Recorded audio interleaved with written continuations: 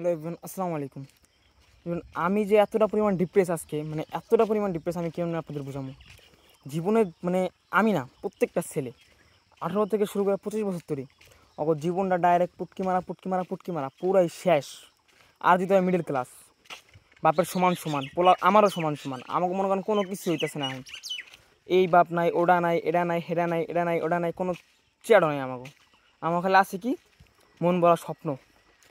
এই স্বপ্ন নিয়ে মনে করেন যেখানে যাই হেনে আটকা খেয়ে যায়গা। কোনো জায়গায় মনে করেন কোনো রকম সফলতা হয়ে যাচ্ছে না, মানে সফলতা তো বাদই। মানে আপনি যেটু মানে শান্তি শান্তি তো সফলতা বলে শান্তি থাকতো, ওদের কী কয় একটু আশ্বাসও পাই না হয় কোনো জায়গায়। যে আশ্বাস দেয় হেও মানে আশ্বাসের শেষ মুমেন্টটাই হেও কি না আমি পারবো না এখন। এরকম একটা অবস্থা আসবে, আমি বুঝতেছি না আমি মানে কী করবো। এরকম ডিপ্রেস যারা সহ্য না করতে পারে ডাইরেক্ট আত্মহত্যা করে। আত্মহত্যা করলে সব কিছু তো সমাধান না, সব কিছু মিলাই দিলে অনেক খারাপ অবস্থা একবারে। যেটা ভাবতেছি, যদি আমার মতো সবাই হয়ে জায়গা, তো বাংলাদেশকে দুনিয়ায় বেশি দিন থাকবো না। দুনিয়া ধ্বংস পারমাণবিক ভিক্ষা মায়ের আমার কোনো আফসোস নাই এখন।